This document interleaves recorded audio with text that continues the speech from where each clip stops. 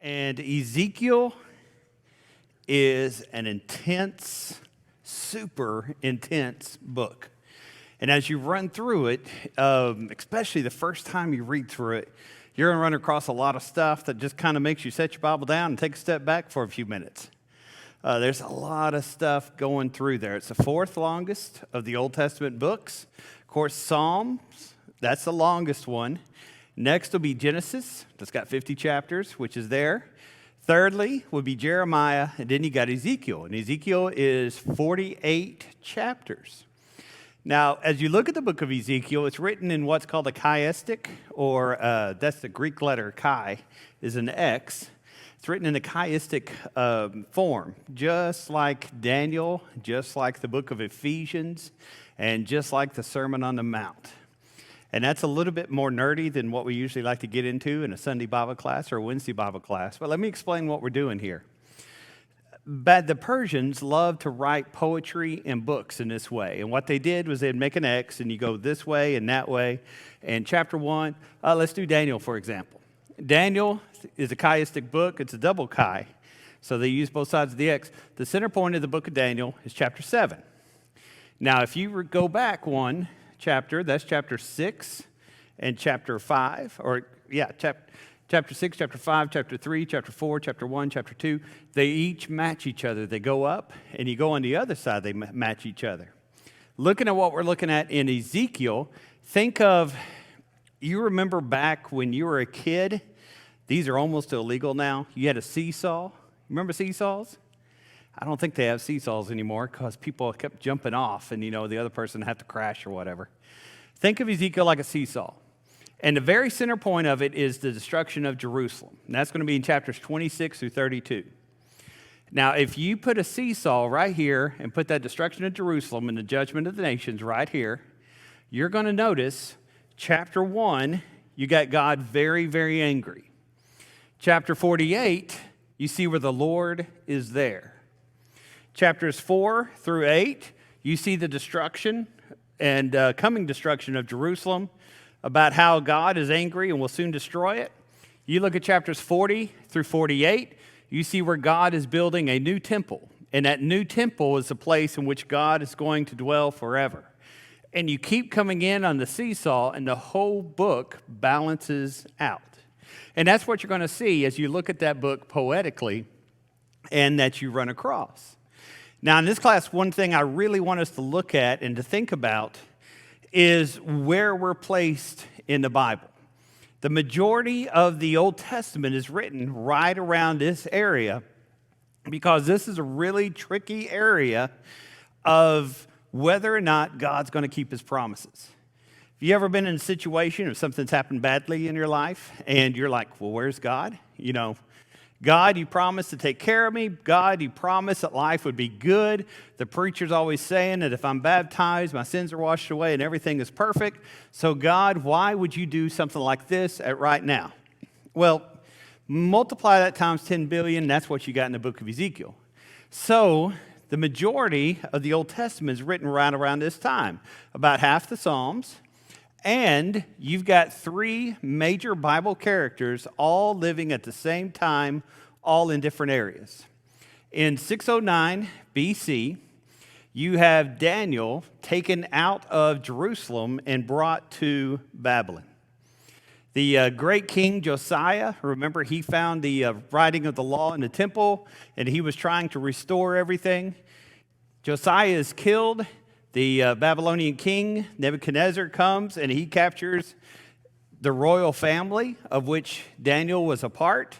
He tortures them and he brings them to Babylon, and he trains them to be satraps. He trains them to work in the royal court. And so what we see in the book of Daniel is a picture of what's going on in Babylon. Now, that's 609. A little bit later, about 592 or so, let me see if I've got that date right, is when Ezekiel is going to be taken out, 597. And in 597, which is not quite 10 years after Daniel's taken out, once again, the king in Jerusalem, he thinks Egypt is rising, so he rebels, And so Nebuchadnezzar comes down, and now he takes everybody out of Jerusalem that looks like they're worth taking out. He's taken out the royalty before. Now he takes out everybody else, all the middle class.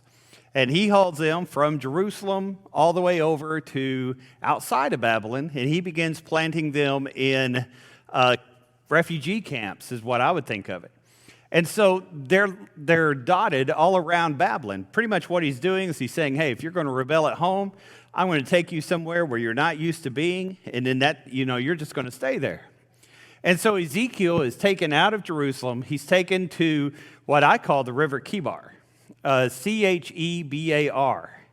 Now, that third letter of the Hebrew alphabet can be CH or it can be K.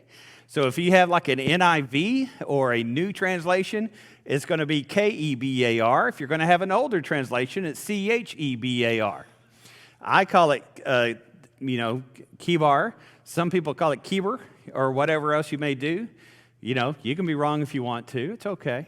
But anyway, that is where Ezekiel ends up. So Ezekiel actually is around most of the Jewish population. He never goes into Babylon. He never really goes back to Jerusalem except by visions and such. He is just in this refugee camp wanting to go home. Now, a generation before Daniel and before Ezekiel, you have a guy named Jeremiah. Jeremiah is also a priestly family. He's also from the, Levi tribe. But Jeremiah is an older man by the time all this happens. And so he is left back in Jerusalem. He's not taken captive and hauled off. And so he stays in Jerusalem. And at 586 BC, Nebuchadnezzar finally comes back, puts the city under siege, and destroys the city. And so, more or less, Jeremiah, as an older man, serves as the man left to do the funeral when the city dies. And that's what we have in the book of Lamentations. So, looking at those three people, what you see is God is showing us where his people are. There's some people who are going to be hanging out here inside of Babylon who are going to be talking to the king. You've got Daniel. You've also got Esther, which will come a generation later with the Medes and the Persians. Then you also have the people who are outside the city, the regular people. And that's going to be the people Ezekiel is working with and Ezekiel is ministering to. Now, when the 70 years is up, about 35 to 40% of these people will head back and they'll go home. The rest of them are going to stay over here. There are more Jews in Iraq than there were in anywhere around Jerusalem until, I guess, about the 13th century or so, wouldn't it be? And then you have Jeremiah, who is left there in Jerusalem. So why does God do this with geography, and why does he show us these three people? God's made a promise, and that promise is he's going to keep the temple. That promise is he's going to build an eternal kingdom with David, and that kingdom is going to last forever. Well, now that we're seeing these kings being put to death, Jehoiakim, Jehoiakim, all those people being put to death, now that we see in 586 Jerusalem destroyed and the temple wiped out, nobody has any idea whatever happened to the Ark of the Covenant or any of that stuff. The question is, wait a second, is God still God? It didn't take you long to count this week. Justin just put the numbers up, and usually he waits about 10 minutes to put the numbers up, but not as many people here. Didn't have to take off his shoes even to count that high. All right, so we got 94 people here tonight. But what you see is these three working together and showing us that God keeps his promises. All right, so as we look at that and we look at that idea which is there, what you're going to see is for the first half of the book, Ezekiel is telling the people God is really going to destroy Jerusalem. And the people are saying back, nope, our Bible says he's not going to destroy it. The house of David's going to survive forever. And Ezekiel's saying, hey, if these people don't repent, if you don't repent, God's really going to destroy. Now, once it happens, after chapter 29, Ezekiel starts talking about rebuilding. And so you see the different sides. The first part, you see judgment. The second part, you see hope as it comes through. Now, Here's what makes the book so fun.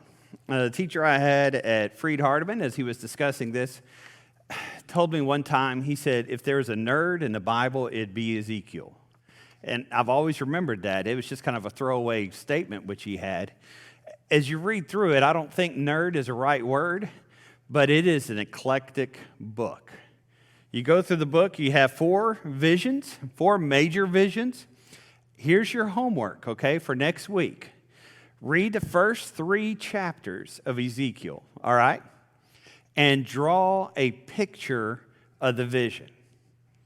And if you've ever read that vision, you're going to smile pretty big because you start seeing a little bit of revelation popping out in Ezekiel there, right? You're going to see the chariot that has the wheels within the wheels, and it's got all these faces facing different directions. And then on top of it, there's angels and cherubim and wings and everything, and it's running either way all over the place. It is flying through the desert. And as you read through it, you're just going to go, what in the world? You know, how can that exist? How can you draw something that even looks like that? And so as you read that vision and the other 3 visions, you're going to pull back and you're going to think, okay, I've seen this in the book of Revelation. And Revelation kind of follows after Ezekiel in that way. The second thing you're going to see as you go through this part is the 5 parables which are here. The parable of the shepherd, the parable of the vine, and you're going to run through these parables. Now, you have a parable which is found over in the book of Judges. You have a parable which is found in 2 Kings. But this is the main place where parables come through in the Old Testament. And as you read through those parables, it's going to help you think about some of the stories which Jesus would say. And as the people in Jesus' day would listen to the parables of Jesus, they would, they'd kind of say, I remember some of that. And then you have the Symbolic Acts, I think is what I call it. And one way in which I read a commentary talking about this was a street performance. If you ever gone to, there's a lot of those folks in New Orleans, major cities where you'll go and you'll see people who are on the street corner, and sometimes they'll be painted in silver and they'll just be standing a certain way and they'll move right when you pass them. Or they're doing, have any of y'all ever seen that? Or is that just me? Have you ever seen the street acts? Okay. That's a little bit of what we've got going on with Ezekiel. Ezekiel, of course, didn't paint himself or anything. But you read through the things and you think, who in the world? How in the world is a man of God pulling this off, right? 300 days, 300 plus days. Ezekiel, I want you to lay on your right side. 390 days, a year. Lay on your right side, don't move. That's kind of weird, isn't it? And then after that, he says, okay, well, for 150 days, lay on your left side. Ezekiel, why don't you get a clay tablet and draw a beautiful picture of Jerusalem? And that'll remind everybody what it was like to live there. And then he draws it, and people come look at it, and as they're admiring it, guess what he does? He pulls out a hammer and he destroys it. He has to live for a while cooking food over, God tells him to do it over his own excrement, which is really gross. And Ezekiel says, listen, that's against the Old Testament. I can't do that. So he has to go get a cow or something and cook it over that. And you think, oh man, this is terrible stuff to see you do. Another one. He cuts the backside out of his clothes. He walks around mooning everybody for a certain number of months. And that's not something you want your preacher to do. No amens, but I know you're thinking it. All right? And people laugh at him and make fun of him about it. And he turns around and he says, this is what the people who are coming from Jerusalem are going to look like, except they're going to be totally naked and embarrassed and shamed and all these things. One day he gets in front of everybody and he cuts off a third of his hair, throws it into the wind. Then he cuts off another third of his hair and then he burns it up. And he says, this is what's going to happen to all the children of Israel. Imagine him walking around with a third of a haircut and how silly and crazy that would look. And those are just a few of the street performances that you're going to run across as you go through Ezekiel. There's going to be things you would never think that a man of God would do. but it's ways of showing lessons and helping these lessons to be burned into your mind to help you remember these things of exactly how they would work. All right. Now, you go through the book, and what I want you to notice, you read Ezekiel, and you're going to read John. Ezekiel and John are very, very similar. In Ezekiel 34, God talks to Ezekiel, and Ezekiel begins talking to the people about evil shepherds. And he says, you have these sheep which are out here, and instead of worrying about the sheep, you're worried about what people think about you and how you're dressed, and you're showing off to everybody else, and you're letting the sheep be eaten up, and you're letting the sheep all be destroyed. All right.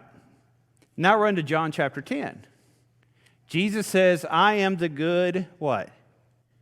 Shepherd. And he says the sheep know the shepherd by name.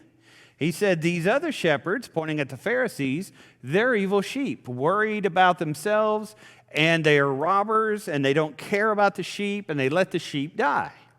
Now, the people listening to Jesus at that time would have been transported right back to Ezekiel, and they would be hearing Ezekiel as he speaks. Another example, and there's a lot more of these, but I didn't want to write them all down. Ezekiel 15 and also Ezekiel 17. Ezekiel begins a parable about the vine, about how the vine would grow, and the vine is transplanted, but the vine does not produce fruit, and so the vine is destroyed and it's burned up. Another time, the vine of Israel is not producing, so God finally cuts it down. Now you go to the book of John, in John 15, Jesus, standing outside the gate in Jerusalem, says, I am the vine, you are the branches, right? If you bear fruit, you'll be pruned. If you do not bear fruit, what's going to happen? You're going to be cut down. You're going to be thrown out and be burned. The listeners there, the apostles, would have heard that, and the second they hear that, they're going to go, hey, that is Ezekiel speaking once again. All right. 88 times in the book of Ezekiel, Ezekiel is called the Son of Man.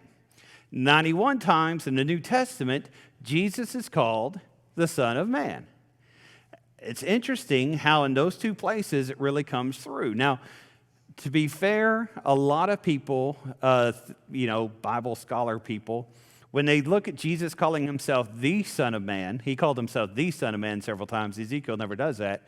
They say that Jesus is looking to Daniel chapter 7, verses 13 and 14, where Daniel is riding on or Jesus is riding, or the Son of Man, is riding on the clouds in judgment over all the people. What's Son of Man mean in the book of Ezekiel? It usually comes after a major vision. In other words, hey, you've seen heaven. You've seen how great heaven is. By the way, Ezekiel, you remember, you're mortal. You don't fit in heaven. You don't fit in the presence of God. What did Jesus mean when he talked about himself as the Son of Man? Well, he is Son of God, and he's also Son of Man. He is of flesh. As the Hebrew writer would say, for we do not have a high priest who cannot sympathize with our weaknesses, but who is in all points tempted as we are, and yet he is without sin. When you read Ezekiel, remember his background. The guy is a priest, and he grew up wanting to be a priest. When you were born in that family, the family which he was born into, you lived in Jerusalem, and you prepared for your entire life to the time in which people would be carrying in the sacrifices, and you would be preparing them and putting them there. You'd be watching the altar of incense. He had been preparing his entire life to work in the temple. Now guess what? The Babylonian army came and got him and hauled him away. And if there's no temple, he can't be a priest. And so on his 30th birthday, and you read in the book of Numbers that a priest begins his ministry at the age of 30, and he's allowed to be a priest until the age of 50. On his 30th birthday, God comes to him, and he says, you're not a priest, but you're a prophet. And so Ezekiel begins speaking, and I love how he puts it. As you're looking there in chapter 3, he says, you're going to talk, nobody's going to listen to you, but I'm going to give you a head as hard as flint. Can you imagine having a rock head? In other words, I'm going to make it where it doesn't matter what people say to you, you're going to have the faith to say it anyway. But he begins as a priest, and as you go through, at the very end of the book, at this point he's 52, he's gone a little bit past retirement. At the very end of the book, God says, here is your own special temple. It's about 5 times the size of the regular temple, but here is your own special temple in which you can serve and which has been given to you. Now, of course, it's apocalyptic literature as you come through here. Apocalyptic is just a fancy word to say symbolic. But you see where he's speaking from his background and his thought process. And so as you read through the book, you'll notice a lot of it is about temple worship. God calls them back to Jerusalem to look into the temple, to see evil things happening. God calls them to Jerusalem to see the destruction. God takes them over here and there, and he constantly is talking about holiness. He's constantly talking about the commands of God and the things you need to see here and do there and everything else. Another fun part of Ezekiel is most likely he had dreadlocks, because that's what most of the holy people back in the Jerusalem days had. And one of the reasons why I like that is, have you ever seen how God carries him different places? He picks him up by his hair and takes him through the air to wherever they're going. That sounds fun, doesn't it? Be a very short trip for me. I don't know about y'all. But that's just one of the neat things about Ezekiel is he's grabbed by his hair and everywhere he goes. All right, we'll just go a few more minutes because I don't want us to be snowed in. Let's look at the key verses found here, and we'll look at just a few of them. Ezekiel 3:9, there you see that flint forehead. 3:19, if I tell you, God says, if I tell you to go warn these people and you don't do it, the people are going to be destroyed and you're going to be destroyed. If I tell you these people are going to be destroyed and you go tell them, then you will be saved. And these people, if they don't repent, then they will be destroyed. In other words, Ezekiel, it's not your job to convert people. It's your job to be a spokesman and to tell them. You see in 11:23 where the presence of God leaves the temple and the destruction is about to come. I like 14:20. It gets to the point where he says, listen, I could send Noah, Daniel, and Job to these people, and they still would not listen. Those are the 3 favorite preachers of God during the days of Ezekiel. And Daniel was still living at the time. But Noah, Job, and Daniel. What's interesting is nobody listened to Noah, right? And nobody listened to Job, right? A few people did listen to Daniel, though. Ezekiel 18:20 is a passage you've memorized. If you grew up in the church, passage you know out of Ezekiel, right? The soul who sins, that soul shall die. The son is not guilty of the sins of the father, nor is the father guilty of the sins of the son, but it's the soul who sins that shall die. Chapter 33 and verse 11, God says, I take no pleasure in the destruction of those who are wicked, but rather I want them to turn from their evil ways in which they have. 36:26, you'll see in 2 Corinthians, right? I will take out of them that heart which is made of stone, and I will place within them a heart that is made with flesh. One thing you need to be noticing as we go through here, how much the New Testament quotes this book of Ezekiel. And what's funny is we in the church, Ezekiel gets a little complicated, and it's just weird. We don't cover it very often. But as you read through it, you're going to see, hey, this is all over the place in the New Testament. These guys in the New Testament days, they love themselves some Ezekiel. And chapter 48, verse 35, when the temple is built, as it all ends with a crescendo, the name of the place is God is there. Now that's important because the presence of the Lord left Jerusalem earlier. Now the presence of God has come back. It's also important because these people hauled all the way out here. They're near the city, if you're into geography, Basra. They're north of Babylon, the Basra, Iraq. They're north of Babylon. Different climate, different culture, different language, everything. God says, I'm still there. I am there with you. And for us, it's a picture of the church, which is there. So that's a real quick, real easy introduction of the book of Ezekiel.